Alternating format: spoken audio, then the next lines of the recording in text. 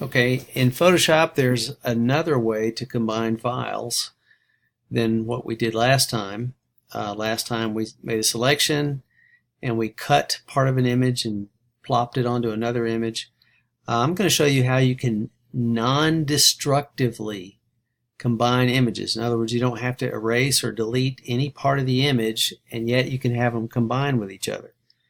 So what you're going to need to do is open from Canvas, open the kitty file and the fire file. I have them both open in Photoshop like I've got here. Okay. And then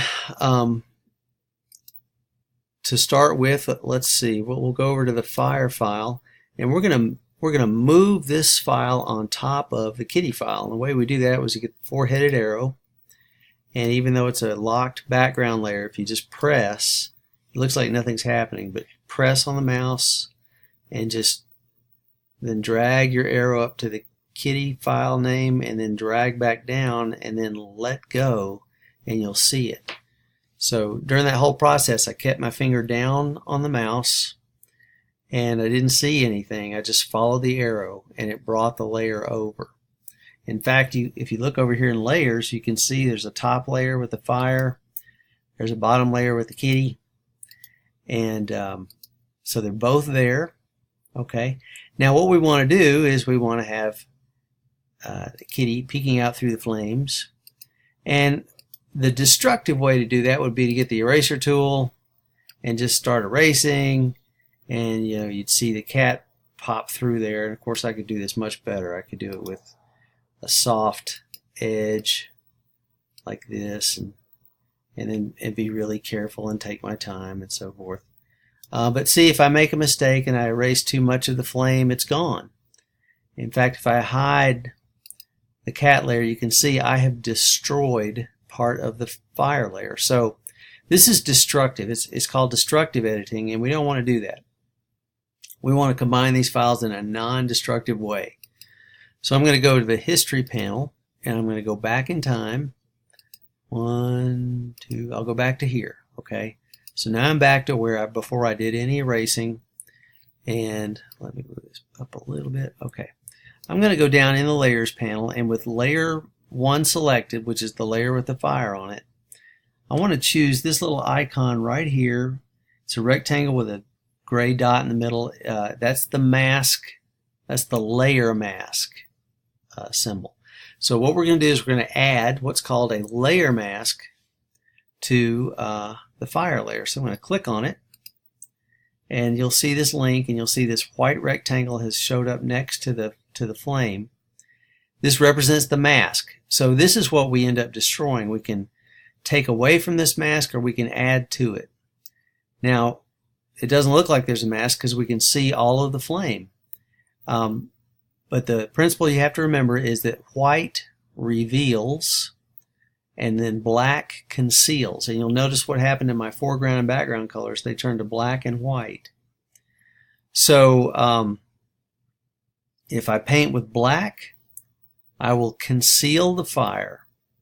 Let's see, I'm using the eraser. Let me use the brush tool. Okay, I've got the brush tool. Let me give myself a soft edge. Let's see, it's a pencil. Let me turn it into a brush, and let me get the normal kind of regular soft brush. Okay, and I'll make it a little bigger.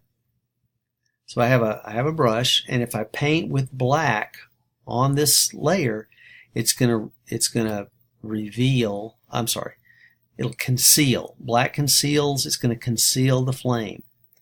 It's going to conceal, and you can see there it's like I have airbrushed with black on that layer. But what Photoshop is doing is it's taking that where I'm painting with black, and it's revealing, or it's concealing the fire, which reveals the cat beneath. Alright, now if I go a little too far, I go over here and I go, oh, there's some grass showing. I didn't mean to show the grass. I can get the flame back by switching colors. I'll switch it to white. And now this time I'll paint with white, and the white will reveal the flame. Okay, so white reveals, black conceals. So you can go back and forth all day long, and you can take your time. And now what you want to do, though, I generally knew where the cat was, but I don't know exactly where it is. So what would help me is if I could turn this layer a little bit transparent so I could see where the cat is. And this is a temporary thing. So I'm going to click on layer 1. I'm going to reduce the opacity to maybe 45%. Okay. And so now I can see the cat. So here I go. I'm going to zoom in, and I will now and I had to, you may notice that if I click on the fire image, my colors come back, red and blue, and I don't want them, because if I start painting with them, I'm actually painting with color. I'm not painting on the mask, and I don't want that. So what I've got to do is click on the white, and now that that is selected, these go back to black and white, and the mask works the way it's supposed to. So that may be a little bit too transparent. Let me get a little bit darker so I can see. Okay. And so now I will, I'm going to paint with black to reveal, well, to conceal the fire, because that's the layer that I'm on. There we go. And of course I could take a lot of time and do this, this very specific selection here.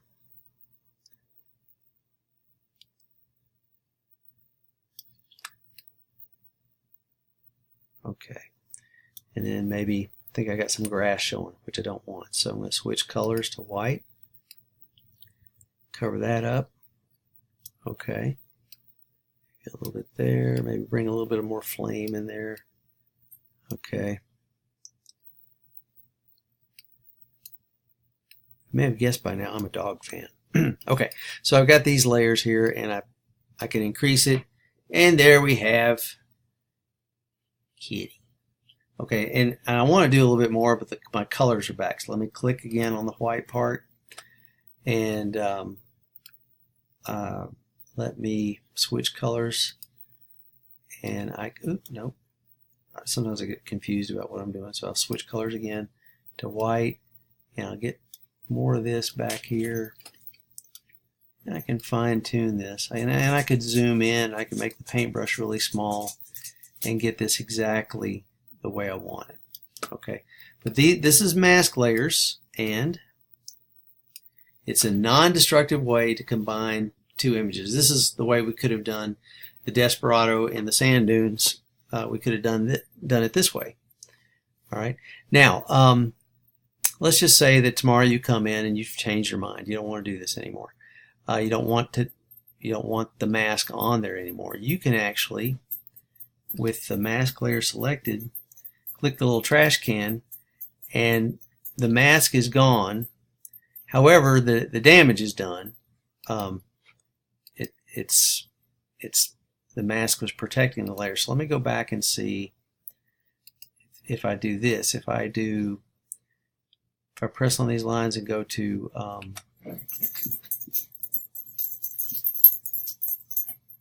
okay, it's not giving me an option.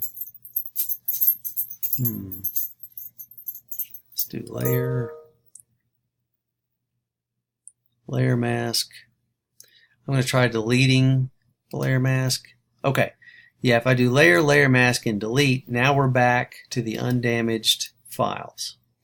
Even if I closed the file up and tomorrow opened it up and the mask was still there, I would be able to go to layer mask and then delete, and it would delete the mask, and I would get these undamaged layers back.